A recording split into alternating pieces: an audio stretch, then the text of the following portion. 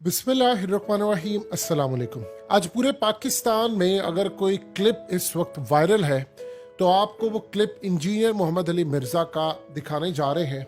ये आज तक शायद ही पाकिस्तान की 75 साल तारीख में कोई इतना बोल्ड बोला है इस्टेब्लिशमेंट के खिलाफ, क्योंकि अब इंजीनियर मोहम्मद अली मिर्ज़ा क्लेम करते हैं कि चूंकि मैं ना तो इस्टेब्लिशमेंट के पेरोल पर हूँ ना मैं बेनिफिशियरी सिस्टम का, इसलिए मैं खुलकर बोल सकता हूँ क्योंकि मैं एक पैसे का रवादार नहीं। इसका क्रेडिट अहमद अबू बकर साहब को जाता है। बड़ा अच्छा एक इंटरव्यू था और इस सूरत हाल में इंजीनियर मोहम्मद अली मिर्ज़ा ने बताया इस्टेब्लिशमेंट को कि अब आप खाना काबा की छत पर जाकर सारे कोर कमांडर माफ़ी मांगे अपनी नस्लों के साथ कि हम कभी पॉलिटिक्स में नहीं आएंगे, क्योंकि अब आपको चौक चुराहों में गालियां दी जा रही हैं और आपको जो 55,000 कमेंट्स आते हैं, इस सूरत हाल में आपको अंदाजा नहीं है कि अवाम अब आपसे बदला लेना चाहती। ये क्या गुफ्तगू इन्होंने की जिससे पूरा पाकिस्तान इस वक्त हिला हुआ है। ये जरा देखिएगा पूरा क्लिप, शायद ही पाकिस्तान में कभी कोई इस तरह की गुफ्तगू कर पाएगा। तो मेरे साहब, पाकिस्तानी इस्टेब्लिशमेंट हम देख रहे हैं पिछले 6-7 महीनों से बड़े प्रेशर में है।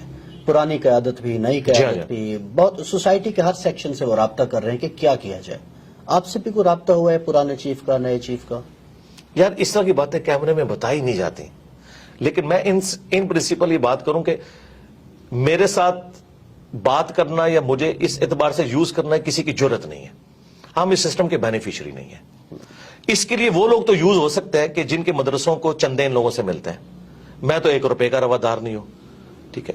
इनडायरेक्टली लोग आए, डायरेक्टली आए, कुछ अरसे में आते रहे, लेकिन मेरा वो जब वो देखते हैं ना कि यार ये बंदा हमसे ऊपर है, बल्कि मुझे तो कई एजेंसीज के ऑफिसर्स ने कहा कि यार जो बंदा भेजते हैं ना, कुछ अरसे बाद वो तेरा मुरीद होकर ही निकलता है, हम उसे क्या ड्यूटी असाइन करें। ये सच्चाई की ताकत है। मैं अब भी ये कहूंगा कि ये जो 6 महीने से प्रेशर में है, इस प्रेशर से इन्होंने अब नहीं निकलना।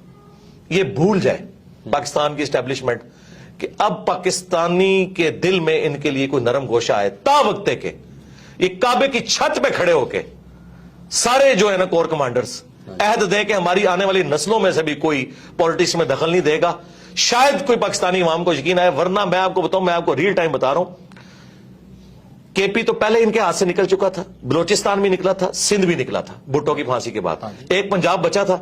नवाज शरीफ साहब के साथ जो कुछ इन्होंने किया, आधा पंजाब वैसे ही फारग हो गया था इनसे।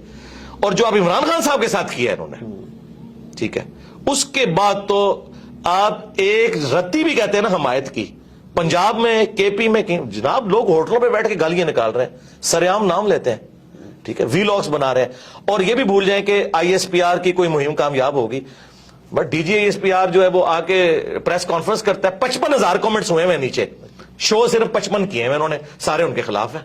ये हालत है उनकी। तो ये जो कहते हैं ना इमरान खान ने सोशल मीडिया पे बंदे भर्ती किए हैं, ये अब ये इस चक्कर से भी आप लोग बाहर निकले। बंदे कितने भर्ती कर लिए होंगे? 1000, 2000, 10,000, 20,000। यार लाखों लोग कमेंट्स नीचे करते हैं, वो सारे भर्ती किए हुए नहीं। अवाम में रिवेंज है, सीधी सी बात है। और ये गलती सिर्फ इस हुकूमत के हटाने की नहीं है, ये गलती यूब खान से, ये असल बाप इनका यूब खान है। हाँ जी, ठीक है, कि जब पाकिस्तान बनाने वाली फातिमा जनाह को इन्होंने इंडियन गद्दार डिक्लेयर किया, ठीक है, आज ये लोग भीख मांगते फिर रहे, ठीक है। अब मैं तो यानी मैं आपको ऑनर ये बात करूं कि मुझे लगता है कि अब मुहिब्बे वतन वो होगा जिसको इमरान खान साहब मुहिब्बे वतन कहेंगे, और गद्दारे वतन वो होगा जिसको इमरान खान साहब कहेंगे। चाहे आप जितने मर्जी मिली तराने बना लें, क्योंकि ये जो डैमेज हुआ है ना, और ये मैं कोई खुशी से बात नहीं कर रहा, अलमी है, ऐसा नहीं होना चाहिए था, लेकिन ये अल्लाह की सुन्नत है कि अल्लाह ताला जो है मूसा अलैहिस्सलाम की परवरिश फिरौन के दरबार में ही करता है, ठीक है। नवाज शरीफ साहब इनके आलाकार थे, पहली स्ट्रोक तो इनको नवाज शरीफ से पड़ गई।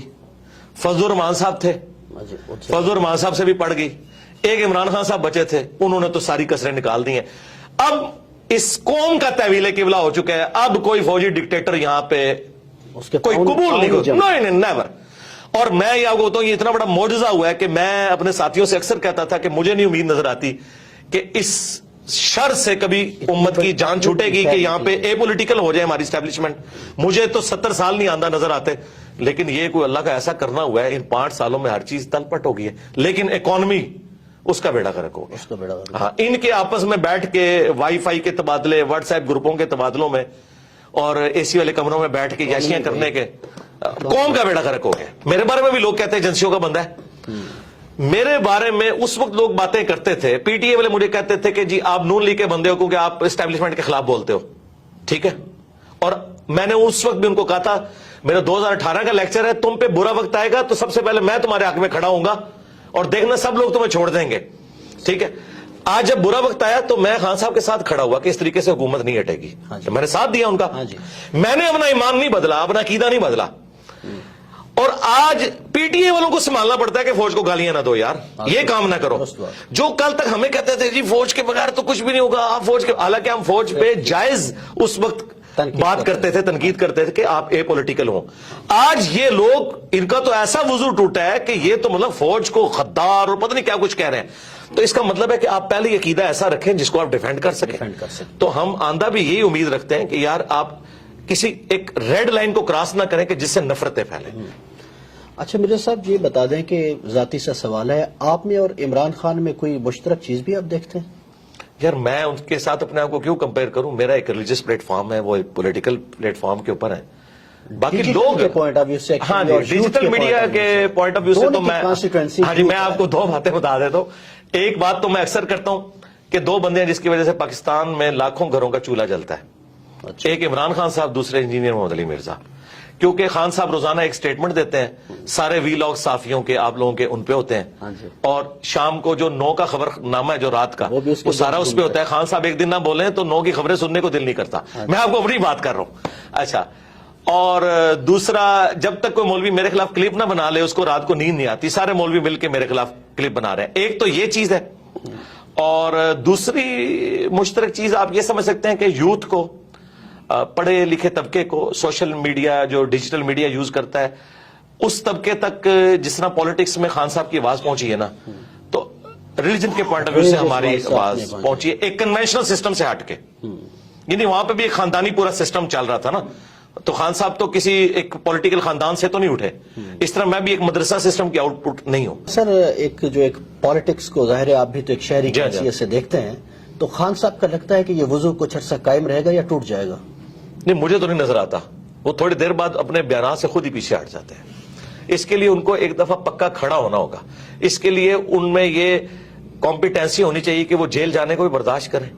ابھی دیکھیں جیسے ہی کچھ ہوتا ہے تو بہادر تو ہے نہیں, بہادر تب ہیں جب وہ کہیں گے ٹھیک ہے یار گرفتار کرو مجھے, ٹھیک ہے, کیا ہوگا زیادہ سے زیادہ مار دیں گے ان کو.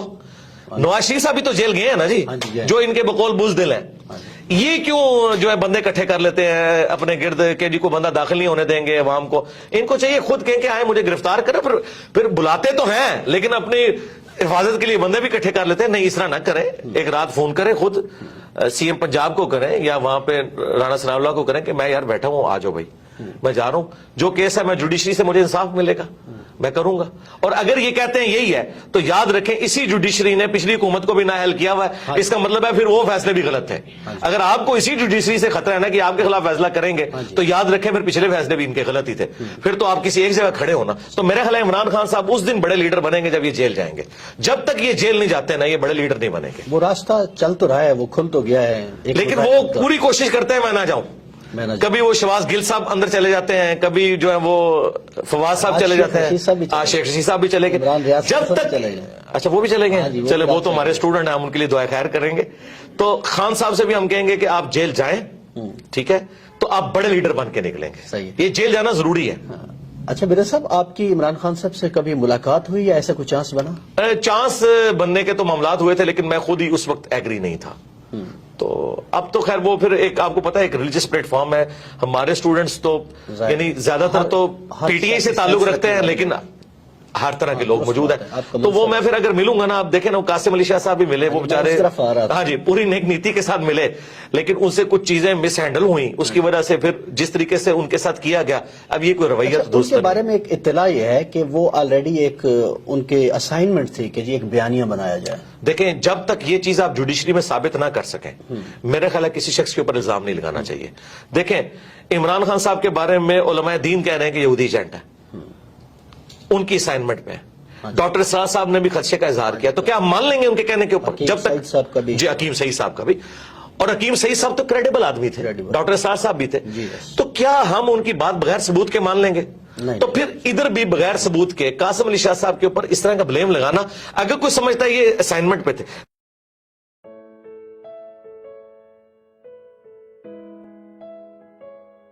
حقیقت ٹی وی کو سبسکرائب کرنا مت بھولیں، ویڈیو کو لائک کریں، شیئر کریں اور کمنٹ سیکشن میں اپنی رائے کا اظہار ضرور کریں۔